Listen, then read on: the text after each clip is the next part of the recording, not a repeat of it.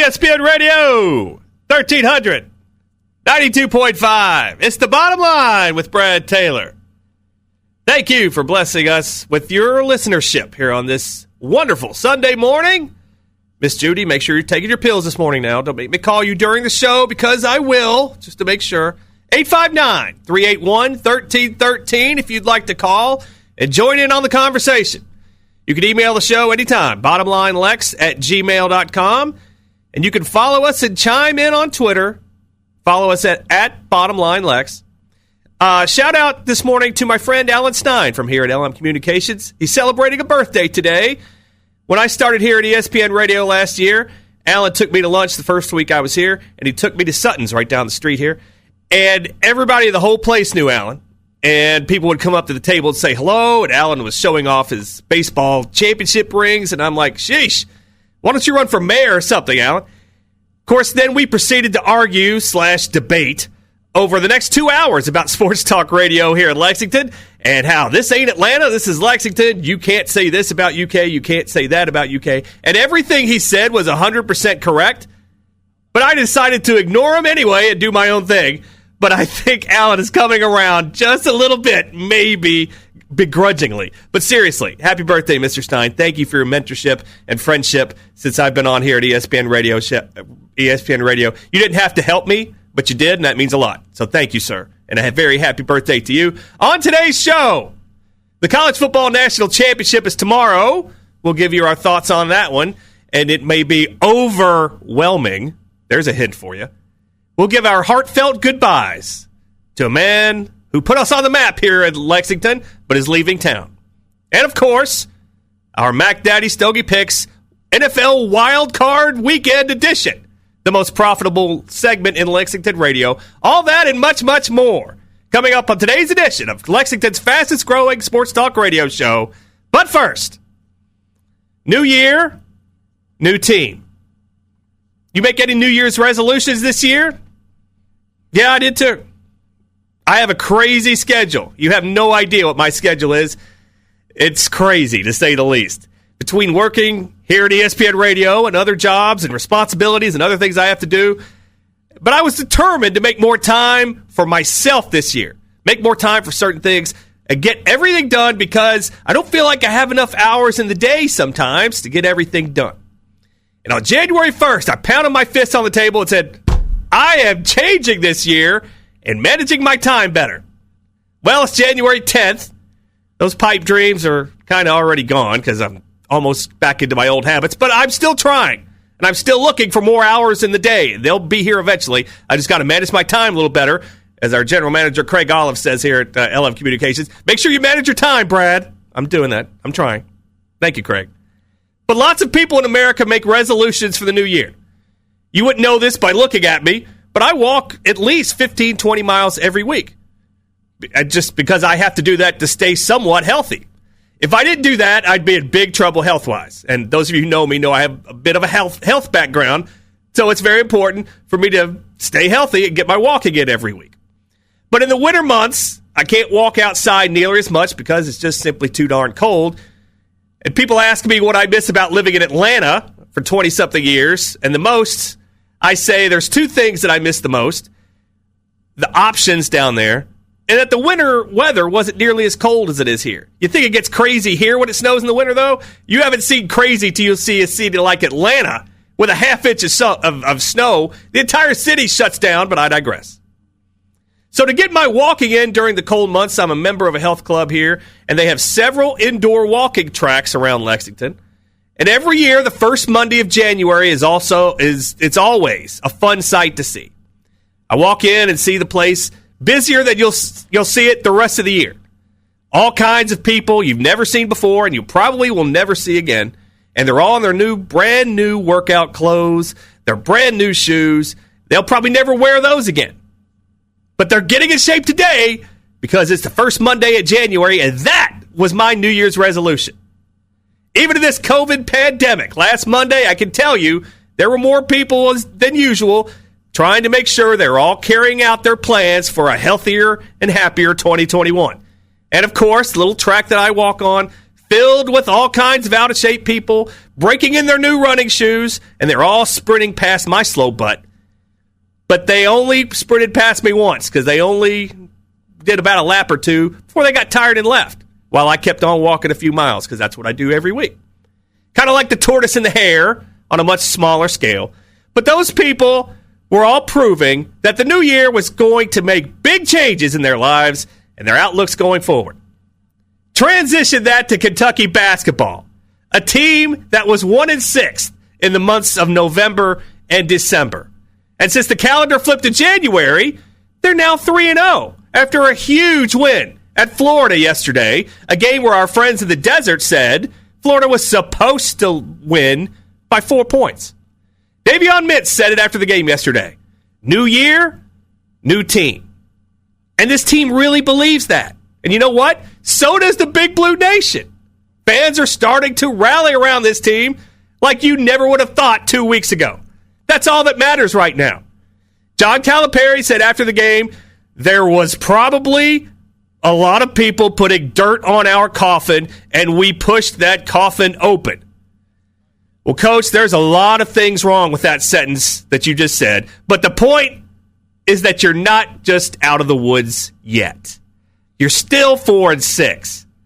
And yes, the Big Blue Nation finally happy because one of their own is playing, and now all the people that should be playing are playing more, and all the people that shouldn't be playing aren't playing as much.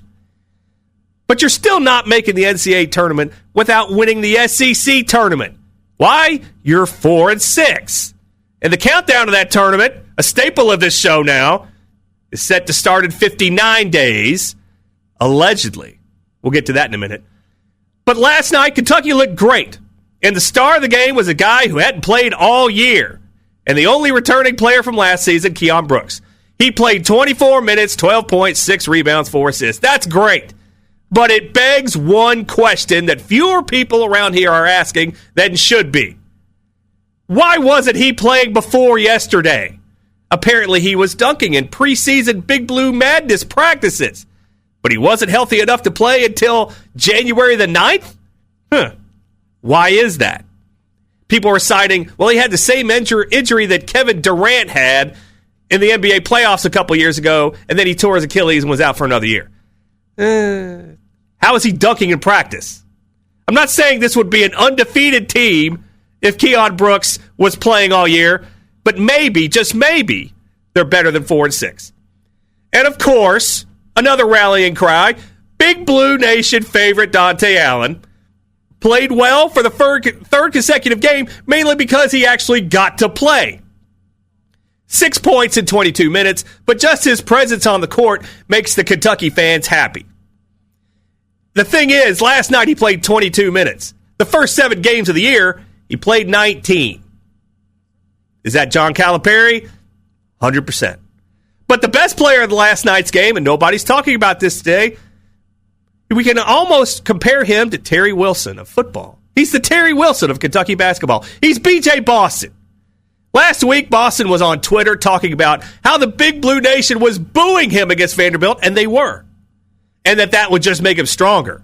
And whatever else an 18-year-old kid in that situation would say to try to make himself feel better about a difficult situation. And it is tough. I don't care how old you are. His situation's very tough right now. This kid was a lottery pick 3 months ago, and now people are asking, how could he even be drafted at all based on his performance so far this season at Kentucky?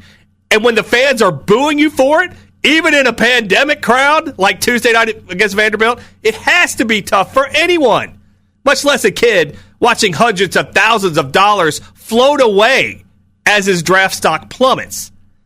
Well, Boston had his best game of the season last night, 13 points in 28 minutes, and he actually hit a 3-point shot, raising his 3-point percentage for the year to a robust 17%, 6 for 35. John Calipari takes a line from the book of the old Philadelphia 76ers from back in the day, telling us to trust the process here in Kentucky. Well, the process didn't work until he started playing Keon Brooks and Dante Allen. At 4-6, with 3 straight wins and basically 2 new players that were added since a 1-6 start, this is a new team. And yes, some of the Big Blue Nation might be upset that the team decided to kneel before the game yesterday. Why?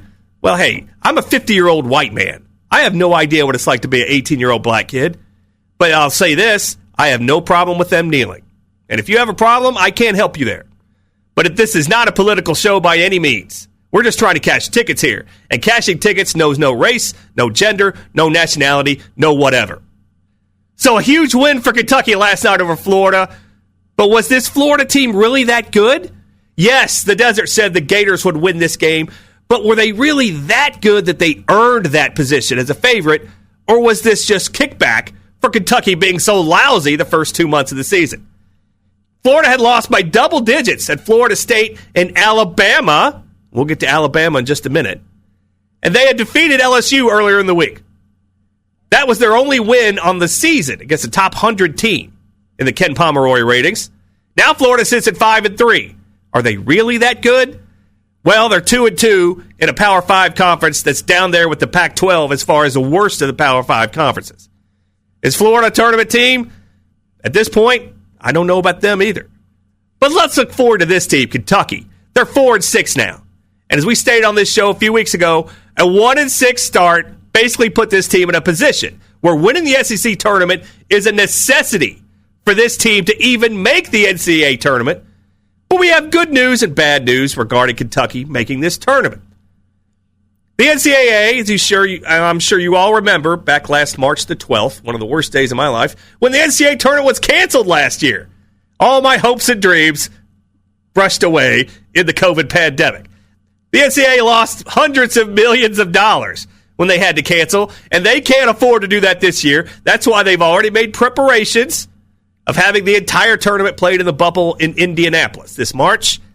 And in saying that, they will sacrifice anything and everything in order to get to that place where that tournament tips off. And when I say everything, that could include the conference tournaments. So if Kentucky and the Big Blue Nation, if they're banking on the SEC tournament helping them qualify, which they 100% are and have to at this point, they might be putting all their eggs into a basket with a false bottom. So if they cancel conference tournaments so that teams will pass COVID testing rules for the NCAA tournament bubble, there goes Kentucky's only ticket to the big dance. But to combat this shaky standing with the conference tournaments, the whispers of the NCAA tournament expanding, maybe to 90 teams, maybe to 96 teams. That will get Kentucky in for sure, right? Well, yeah. If you expand to 96, Kentucky probably makes it now. But it would play havoc with your bracket pools. More on that in March. Trust me on that one. That would be the worst thing. Don't mess with my bracket pools. You can expand the field, but make sure I can still fill out my brackets in a timely and orderly fashion so we can still have brackets. We are in a fluid situation here in 2021 where everything changes on a daily basis. Just look at the news headlines from last week. That's all the proof you need. And this week now, Kentucky on a streak, but so is Alabama. And the Crimson Tide comes rolling into town. It'll be less than 24 hours after they play for the football national championship. Tuesday night, 9 o'clock. Don't forget, we'll have our pregame show, our UK pregame show, Tuesday night at 8. That'll take you right up to tip-off here on ESPN Radio 1392.5. So make sure to tune in for that. Coach of Alabama, Nate Oates. I kind of like him. He won points with me earlier this season when he called out Coach K at Duke for calling off his entire non-conference schedule because, as Coach Oates said, might have been because he lost a couple of home games he wasn't supposed to and blaming it on the COVID.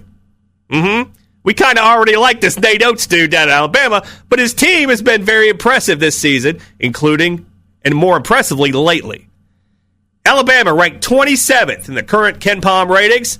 Bama 4-0 in the SEC, riding a 5-game winning streak. Their losses this year, all against top 100 teams. Stanford, Clemson, and their worst loss, a home game to Western Kentucky. Bama beat Florida by 15 last week, and their most impressive win was in Knoxville last Saturday, giving the Vols their only loss of the season so far. Alabama, against the point spread, they've been good there too. 7-4-1 against the number out in the desert. In fact, they've covered the spread in 5 games in a row as well as won them straight up. And in fact, in his time at Alabama, Nate Oates his entire career at Alabama against the point spread, 25, 16, 1. That's 61%. Only a season and a half of a sample size is still very impressive. And if you take it further, you look at Alabama. Nate Oates, in his time at Bama, against the spread in road games, 10-4 against the spread, including eking out a cover last year when he was a 10-point underdog across the street here at Rupp Arena and only lost by 9.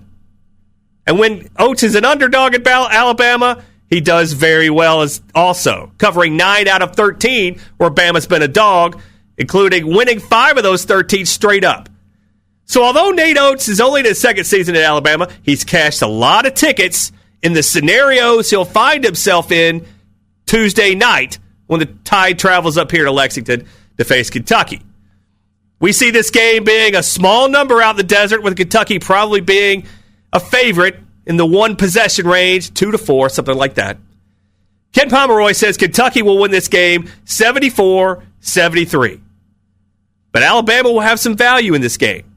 And the betting public will put more value in Calipari finding his way with a preseason top 10 team than a team on a 5-game winning streak, both straight up and against the spread, even if one is a road game at Tennessee, included in one of those 5.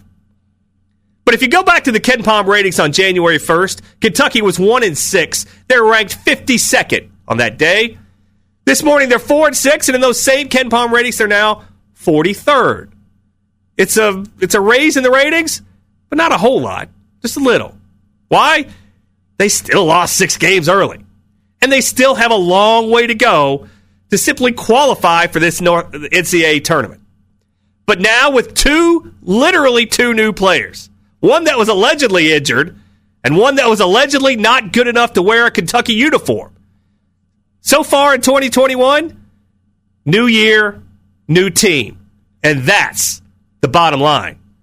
ESPN Radio 1392.5. The bottom line with Brad Taylor. Elsewhere in college basketball yesterday, number 4 Texas beat number 14 West Virginia in West Virginia. Very impressive win for number 4 Texas. They won that 72-70. It was an upset. The Longhorns closed as 2-point underdogs in that game. So Texas continues their very impressive season. And don't forget, later this month, they'll be coming here to Rupp Arena, a game that Kentucky, if they don't have an SEC tournament, they'll have to win that game just to think about qualifying without an SEC tournament. The only other top 25 team to lose yesterday was number 15 Rutgers. We're not really sure how they're rated. They lost to Ohio State, who is unranked. I dare say Ohio State's better than Rutgers on a neutral floor, but Ohio State beat them at Rutgers by 11, 79-68. Last week at our unranked traps, we look for these low unranked teams who are playing against the big ranked power teams, and we look for these teams last week. We picked 3 of these games last week. One of them didn't play because of the virus. 2 of them did, and both of those 2 won, so pat ourselves on the back for that one. We only see one game this week where that little unranked trap will occur, and this is a shout-out to our friend Trey McCauley. Virginia Tech will host Duke on Tuesday night. Duke somehow still ranked number 21 despite canceling most of their games and chickening out of others, and COVID, and insert Coach K back surgery 1995 joke here. Virginia Tech will take out Duke Tuesday night. Put your best people on that one, so to speak. It'll be close. We'll take Virginia Tech in your unranked trap this week. Virginia Tech will take out Duke Tuesday night. But that's it for the world of college basketball. Big Blue Nation very happy right now with the Cats, and rightly so. Dante Allen's playing, Keon Brooks is back, and everybody in Kentucky was right, and John Calipari was wrong about Dante Allen. Of course they are. They always are. But after the break, it's college football, the national championship game tomorrow night, and we'll also bid adieu to a bottom-line favorite in the college football world. But first, Whitetail Heaven Outfitters, their outdoor superstore. They opened on Black Friday, Thanksgiving weekend, to rave reviews. Their Christmas sale was out of the roof successful, but they're overstocked now through the Christmas season. They had so much stuff, they couldn't get rid of it all, even though they had so many people there. They've got all kinds of equipments and apparel for the hunter or fisherman in your life. I was in there before Christmas. Their virtual archery practice range was up, and all these people were just practicing virtual archery. It was incredible. Their tent is still kind of up outside. They still have some stuff, but inside they have all kinds of post-Black Friday and post-Christmas sale bargains because they're overstocked for the holidays. So go see our friends at Whitetail Heaven Outfitters Outdoor Superstore. That's 3 miles south of Fayette Mall. And make sure to tell them the Bottom Line sent you. Whitetail Heaven Outdoors Outdoor Superstore. Coming up after the break, college football. The national championship will be tomorrow. We'll tell you who's going to win and our overwhelming thoughts on that game. You figured that one out. Right after the break here on ESPN Radio 1300, 92.5. ESPN Radio 1300, 92.5. A couple of disclaimers here. One, I do not choose the music for this show. Sean C. and I don't see eye to eye on this, so I'm going to make sure that we eventually, I complain about this all the time, we're going to eventually get together and get the music on that. And the reason why I say that is because one of my good friends from Atlanta, my good friend Big Play Jay Wright, Big Play Jay Westside as we used to call him, already giving me a hard time over our college football pick that's coming up so far. So, yeah, Big Play Jay, I appreciate you down in the ATL listening. Big shout out to you, my friend. Miss you. Hope to see you soon, my man. I appreciate you listening very, very much. Thank you, buddy. Bottom Line with Brad Taylor here on ESPN Radio 1300. Hey, before we get into college football tomorrow night, I have to talk about the big elephant in the room. One of our favorites, Terry Wilson. He's leaving town. I'm sorry. We're trying not to shed a tear in the Bottom Line. When we started this show, we basically, I'm not going to lie, we killed this guy. Not because we didn't like him, not because we had anything against him personally, but because the numbers and the local media just spun a tune for this kid that just, it wasn't really what it really should have been. First off, you had a kid that ranked 13th out of 14 SEC quarterbacks in 2 consecutive seasons. Yes, we're prorating the one where he was injured early. In quarterback rating. But what upset me the most regarding Terry Wilson was how the media was treating him around here. And yes, I understand the local media types need clicks and watchers and listeners and readers. I get it. I'm in that business too. But when people kept telling me this last summer that this guy looked better than ever in practice, coming off a major knee injury, and then the main reasons they gave for such high expectations for Wilson was that he had a new haircut and he had a new attitude, and that all he was saying was the right things to the media and the coaches all summer. So obviously he would be better than ever. Well, that's just crazy talk. I'm sorry. And a lot of people around here in the Big Blue Nation, and all college markets for that matter, they fall for that year after year after year. And when you're like us, and you look past stuff like that, and you just look at numbers, and you're just trying to pick winners out in the desert, you are able to see that past all that stuff, being able to discern information. You know, don't cast your pearls before the swine, so to speak, if you know what I'm talking about. And if you believed in all that stuff, just wait until next summer when the local media will do the exact same thing with the new Kentucky quarterback, whoever that will be. Lather, rinse, repeat. So just look forward to that, Big Blue Nation. That's all I'm saying. And, of course, before the season, the excuse everyone gave for Terry Wilson, why he's going to be great, he's a winner. Well, that's great when you have guys like Josh Allen, Benny Snell, Lynn Bowden hanging around. But those guys were gone this year. And then you take away the cupcakes and you substitute in Alabama and Ole Miss, well, life is a little more difficult. Don't you think? It kind of exposes you for who you really are. And all last summer, we heard all the local media say, Terry Wilson has a career record of 12-3 as a starter. And that's true. Of course, 5 of those 12 wins were against non-Power 5 cupcakes, but that didn't fit their narrative. When I hear the term, that's a winner, I flash back to a couple of quarterbacks. One, Trent Dilfer. He won a Super Bowl with the Ravens once. Does that make him a great quarterback? Heck, the team that he won the Super Bowl with cut him a few weeks after that Super Bowl.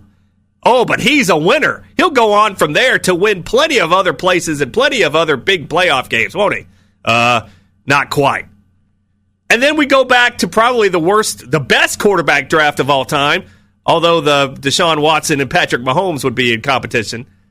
We go back to 1983, John Elway, Dan Marino, and all these other quarterbacks who are getting picked before Dan Marino.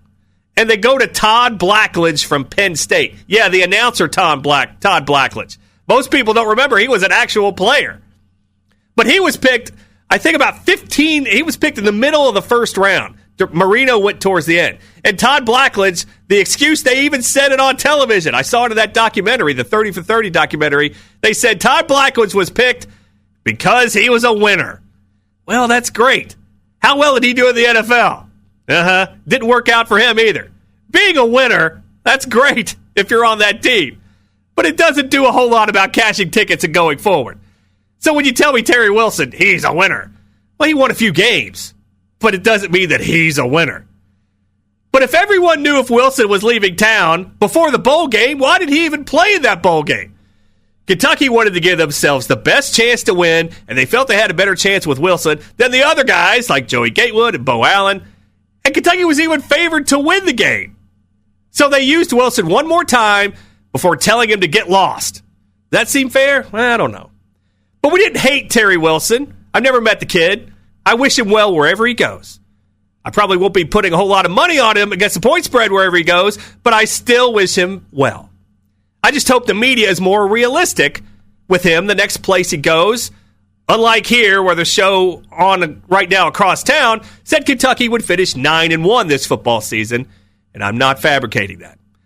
So good luck to you, Terry Wilson. So what if you finished 104th in the Pro Football Focus ratings among quarterbacks nationally this season? You were better than Jarrett Guarantano from Tennessee. He was 105th, and that's saying something. But seriously, wherever you wind up next season, Terry Wilson, may your life be filled with point spread covers and cashing plenty of tickets and pots of gold at the end of the rainbow. Good luck to you, Terry Wilson. We appreciate you.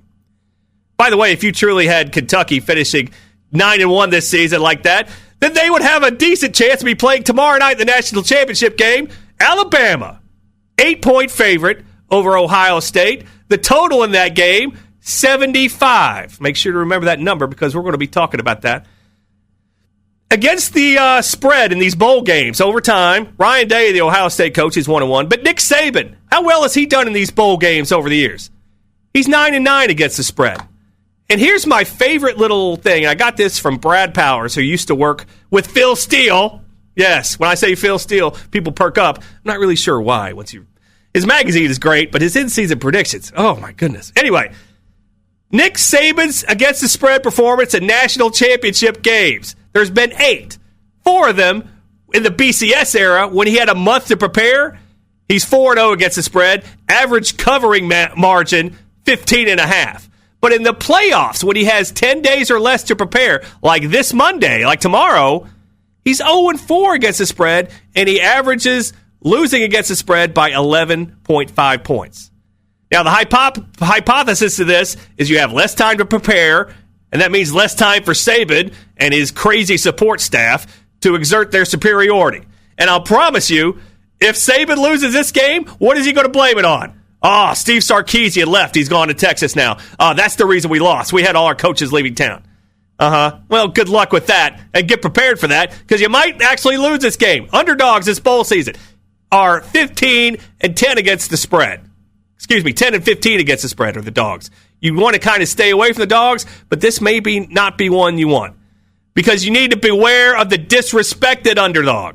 Ohio State entered the college football playoff as an outsider in the elite club of Alabama and Clemson. And, of course, Dabo Swinney ranked the Buckeyes 11th on his coach's rankings ballot at the end of the season, and Swinney questioned Ohio State's thin body of work in its shortened 6-game Big Ten season, playing right into the Buckeyes' hands. And while his main point may have been correct, you don't do that publicly. If Bill Belichick has taught us anything, don't say anything publicly ever. The Buckeyes showed up hungry and motivated, and Dabo Swinney went home humbled and humiliated after a 49-28 loss in the Sugar Bowl. And, of course, Trevor Lawrence, the number 1 pick, was the second-best quarterback on the field after pitching nearly a perfect game against Clemson. Ohio State quarterback Justin Fields will need to be just that good against Alabama on Monday to win the game. But the Crimson Tide coasted past Notre Dame 31-14 in the Rose Bowl in Arlington, Texas. Because when we think Arlington, Texas, we think Rose Bowl.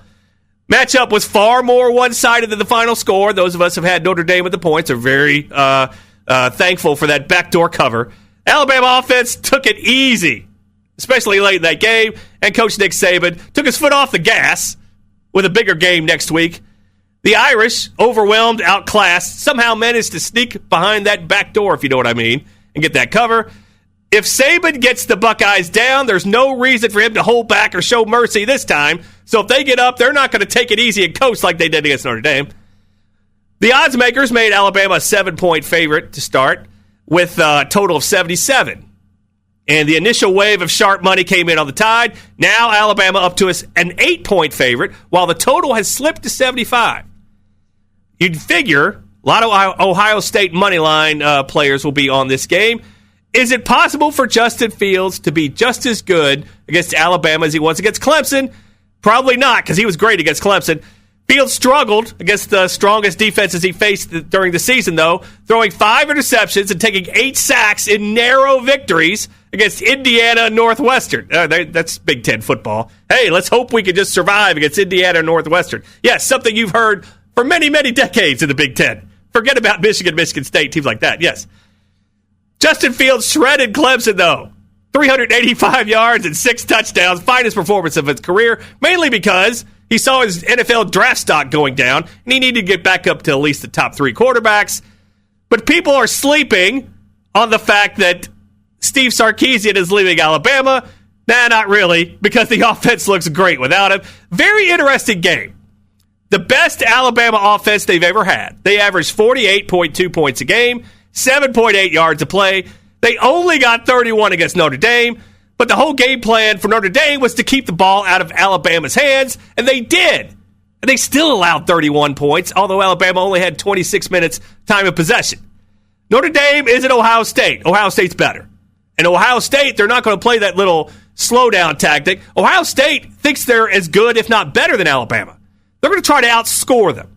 They think they can. 2 games ago, Ohio State struggled against Northwestern, but people forget Ohio State was missing 22 players in that game due to the COVID. And against Clemson, the offensive line, healthy for the first time all year, 639 total yards. Fields had 6 touchdowns. Ohio State, 43.4 points per game, 7.1 yards per play. This year, Alabama, they threw it 380 times and ran 439. When do you remember Alabama ever doing that? They don't. The ratio of run to pass, nothing close to any of the best Alabama teams they've ever had. Both offenses loaded with talent. Of course, Devontae Smith just won the Heisman. Before the season, he wasn't even the best wide receiver on his own team. Jalen Waddle was. And Jalen Waddle might actually be playing in this game. That's a whole different dynamic if he does. The offense got Alabama here, not the defense. Kellen Mond put up 335 yards against Alabama. Ole Miss put up 630 yards against Alabama. Heck, a Georgia walk-on quarterback led Georgia at over 440 yards against Alabama.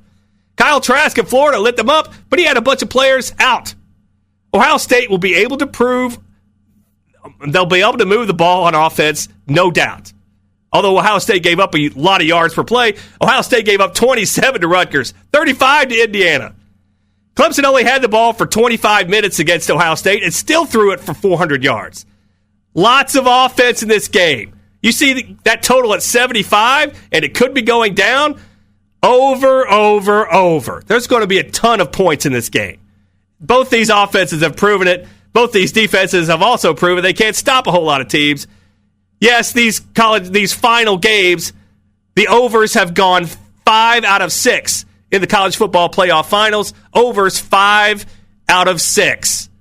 We're going to take Ohio State getting 8 points, and we're definitely going to take the over 75.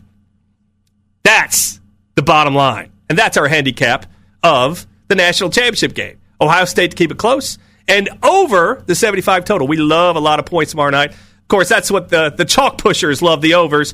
We're going to be a chalk pusher today. Give us the Buckeyes and over. Coming up after the break, the most profitable segment in Lexington radio, our Mac Daddy Stogie picks focusing on the NFL wildcard games today. But first, St. John and Myers Jewelry. Hey, they're the best in the business in offering high-class jewelry here in Central Kentucky, and boy, have they got a deal for you.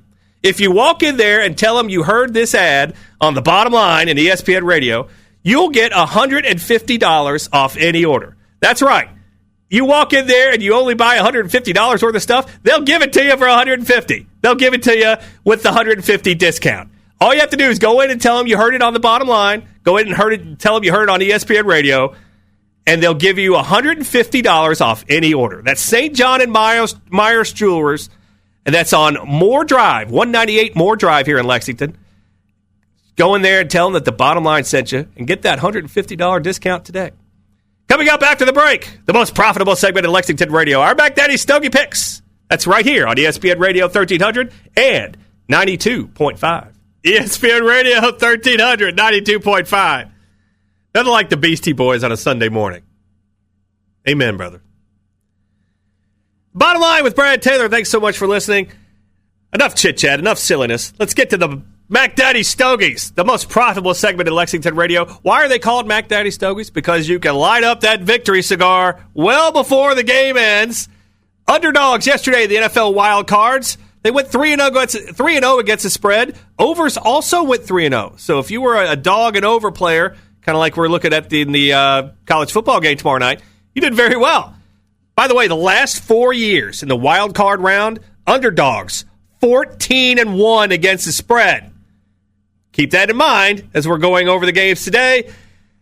Yesterday, Tampa Bay held off Washington 31-23 in the nightcap of the triple-header. The Bucs did not cover after closing as a 10-point road favorite.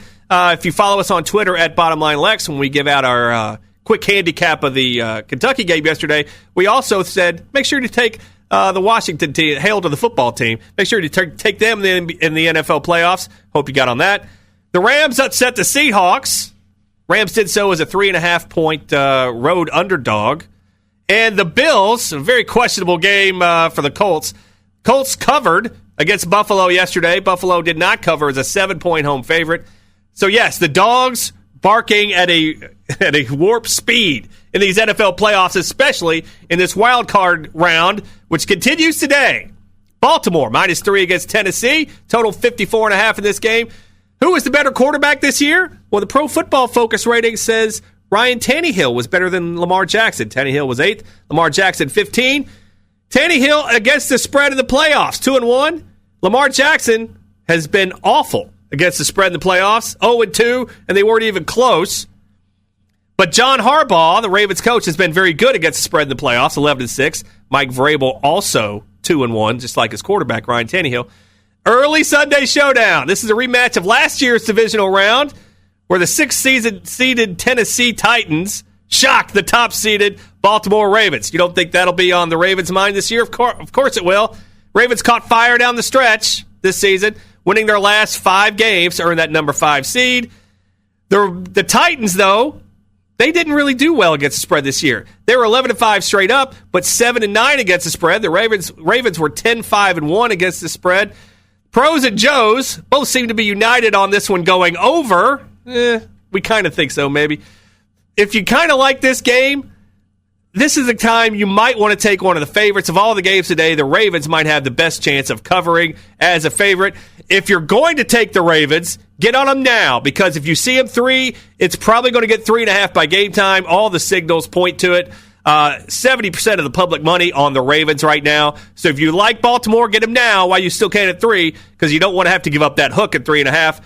We're not a big fan of this game, but if you are, you might want to look at the Ravens as this one. This is one we're just going to sit back and watch. The second game today, one we really like. And by the way, you can hear all these games today on ESPN Radio 1392.5. The Chicago Bears, a 10.5-point underdog at New Orleans. A matchup of quarterbacks that you'll never see again. Mitchell Trubisky, MVP Mitch, against Drew Brees. MVP Mitch, 36th out of 40 NFL quarterbacks this year in the Pro Football Focus ratings, so the Bears won despite him.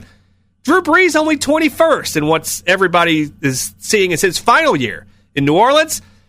Trubisky 0-1 against the spread in the playoffs, so is his coach, Chuck Nagy. Drew Brees in the playoffs. 6-10 against the spread. Everybody says, Drew Brees, I remember he won that Super Bowl against the Colts. That was 10 years ago. He's 6-10 against the spread in the playoffs. His coach, Sean Payton, 6-9, mainly because he missed that 1 year because he was suspended for having his assistant coaches put bounties on players. That's another story for another day. The Bears, about as mediocre as you can get. They were 8-8 straight up, 8-8 against the spread. Yeah, that's a fun season to go through. While the Saints were 12-4 straight up, 9-6-1 against the spread. Who was the better team this year? It was the Saints, obviously. But we're going to take the Bears, getting a few too many points because we want to bet against the public in the playoffs. If you see a total in a game, 50 and below, and the total in this game is less than 50 at 48. And then you see the majority of the money on the favored team, and that line is 14 or less in the postseason, take the underdog that nobody likes. If you do that over the years, you are hitting 72.1%. 31 up, 12 down.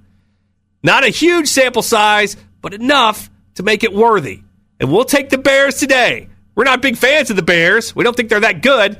But if you're going to give us 10.5 points in a playoff game, yeah, we'll take it. We'll give us the Bears getting 10.5. And then tonight, the Sunday night game, Cleveland making their first playoff appearance in eons goes to Pittsburgh. Pittsburgh is a 6-point favorite in this game. 47.5 your total. Who knew before the season that Cleveland will make the playoffs? Not many people. Baker Mayfield has been a better quarterback this year than Ben Roethlisberger. Who saw that one coming?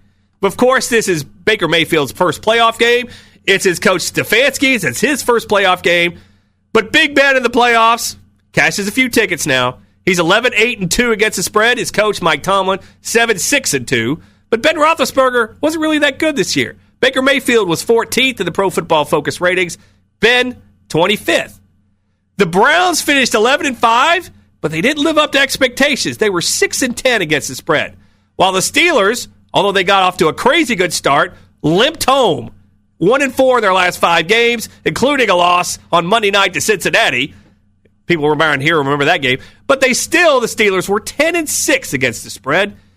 Pittsburgh earned the number 3 seed. Even with that torrid start, they still had to settle for the number 3 seed. Wild card games. We like to bet the unders in this round, especially when it's in a divisional game. Anytime you see a divisional game, regular season or postseason, since 2005, from November on, if the total is above 44.5, you want to take the under in this game, because if you do that, including playoffs, the under hits 60.9% of the time. That's 212 up, 136 down. And with all the COVID issues with Cleveland, do you think they're going to put up a ton of points today, especially in a playoff game? No way. We're going to take Cleveland because the public isn't on them and they're getting the points, kind of like Chicago. And we're also going to take the under in this game. Those are your Mac Daddy picks for today. Give us the Bears getting 10.5 in New Orleans. And give us the Browns, who nobody is on right now, mainly because nobody thinks that the Browns are even going to have enough people to show up. Let's take the Browns getting 6, and we'll also go under that 47.5 total. Those are your 3 Mac Daddy stogies for NFL Wild Card Sunday, which you could hear here on ESPN Radio 1300 and 92.5. And you can take those bad boys to the desert and smoke them. Coming up on ESPN Radio at the Bottom Line with Brad Taylor, we'll talk about what else is coming up on ESPN Radio today. And, of course, we'll hand it off to Angelo Carriero. Top of the hour, the Angelo Show. Make sure to stay tuned for that. But first, Clark's Auto Service. ClarksAutoLexington.com. Are you having trouble with your car heating up? Do you still have ice in your car this morning? If you walked outside at 7 o'clock this morning like I did, well, you have to scrape the ice. Well, if you take your car to Clark's Auto Service, they will make sure your heat is on fire and will melt that ice in no time. I took my car in. That ice just melts like nothing now. So, yes, Clark's Auto Service. Check out Bill Clark, Ethan Hall, and all our good friends over there, Clark's Auto Service. ClarksAutoLexington.com. My car is nice and toasty driving in here at 7 o'clock in the morning. Yours should be too. ClarksAutoService.com. Excuse me, ClarksAutoLexington.com. Coming up after the break, we'll get ready for the rest of the day here on ESPN Radio, on ESPN Radio 1300 and 92.5. ESPN Radio 1300, 92.5. Thank you for joining us here on this Sunday morning. The Bottom Line with Brad Taylor. We appreciate all the great feedback we've gotten over the last few months. Hopefully 2021 will be even more successful on this show. We've had a lot of success, and we're very happy with the way the show is coming along. We thank all our loyal listeners to this show. I know you're only listening to get point spread winners. That's okay with us. We're okay with that, too. Make sure to listen to ESPN Radio all day today. You'll get nothing but NFL playoff action. We've got the Ravens and the Titans at 12:30.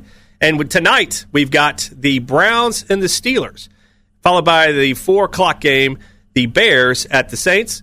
We like the Bears getting those points. We like the Browns getting those points. And a defensive struggle tonight in Pittsburgh. As always, we thank you so much for listening to The Bottom Line with Brad Taylor. Make sure to follow us on Twitter at BottomLineLex. Email us anytime, bottomlinelex@gmail.com. And, of course, as always, we thank you for listening. May the winners be yours.